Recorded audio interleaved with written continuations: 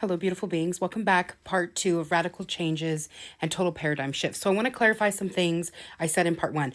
I get really excited and sometimes I struggle to put things in in an organized fashion. And so in some of that video, that was true. So I just want to clarify. So while this is going to be the 12 years in question that I was talking about, 2018 to 2029, it is a time of great change. But those who can shift in to themselves, to their alignment, move out of scarcity and move into unity within themselves. I'm not saying you need to make any radical jumps, okay? But those who can do that, who can lean in on their connection to themselves and to the source within them, to God, to the universe, to however you get there, right? That place that you get your power from and your sense of connection. That those folks will be able to glide through this time. And as I was editing that video and getting it ready to share, I was thinking about, it reminded me of 2020 when the total paradigm shift of COVID happened.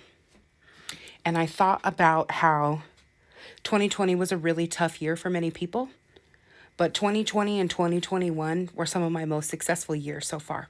I had my second grand awakening in 21, and how I did that was leaning in on mushrooms and in on myself and my connection to the divine. And I built a system of sign symbols and synchronicities and a way to play call and response games with the universe. And so all paths lead home. That's how I did it. Anybody can do it their own way. But while these are going to be tumultuous times, there is always, always, always resources, support, and opportunities available to get your needs met without having to do power over. Because the shifting of all of this energy is about the shifting into awareness of self, because our culture and society has taught us that the answers lie outside, and that's a falsity. They always come from within. Everything you need is within yourself. Now, does that mean you don't need others? No, it doesn't, because sometimes it takes someone else to come outside to you and reflect back your energy to share with you.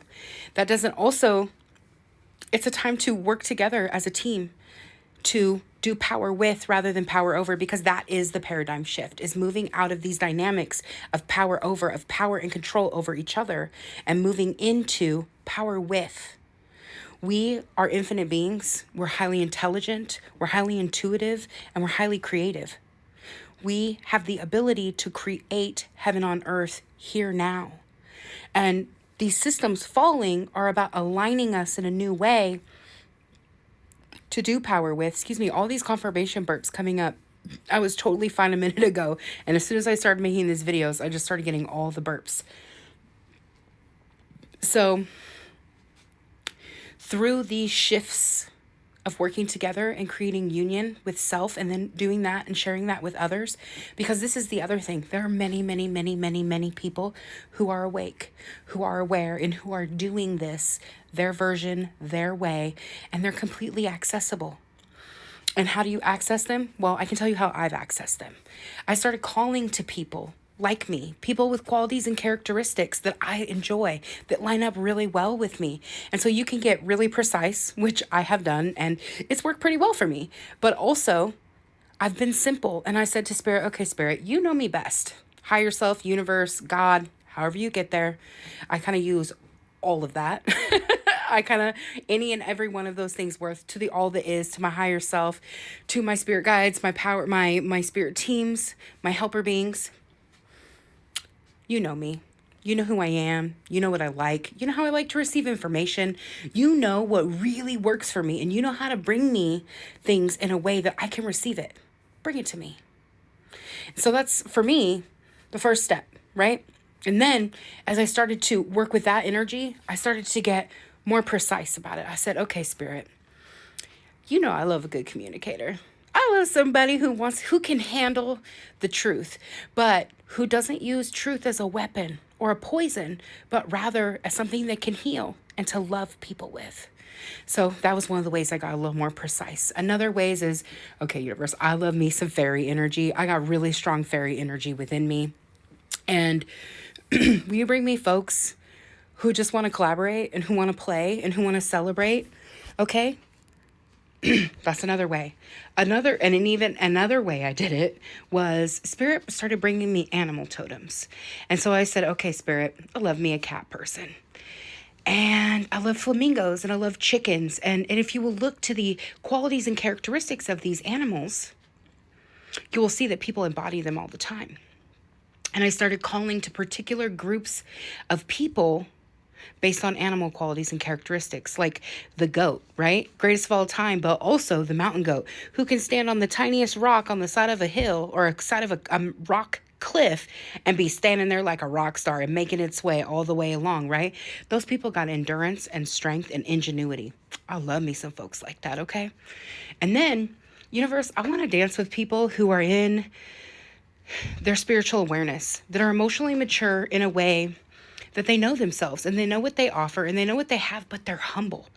Not only do they know who they are, but they're not using that in a way that harms others. And so these are some of the ways that I have started calling to my quote unquote tribesmen. And yes, it's been a process and a dance. And I have been focused on this for about 3 years. And then even deeper than that, like I said, back in 2017, I worked with angel energy. And again, to me, angels are just aspects of consciousness. But if we break it all down, we're all just aspects of consciousness, because that's what life is, consciousness on one level or another, right? And now, yes, you can get into depth with density. A rock is conscious level 1 or density level 1. An animal is conscious or density level 2, right? A human being can be density level 3 or 4. And then you start going up and you start working with star beings. You can get all the way up to planets and founders, which a good friend of mine and I had the opportunity to work with some founders. But what we understood in all of that last summer was that we'd already been working with those beings for a lot of our lifetime, just not knowing it.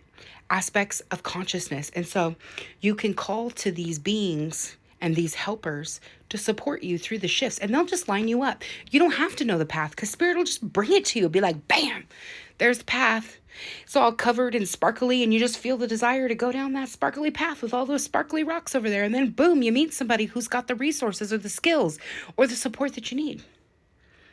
It can be that simple. Literally, it could be that simple. So, little tidbit, little food for thought. Cheers.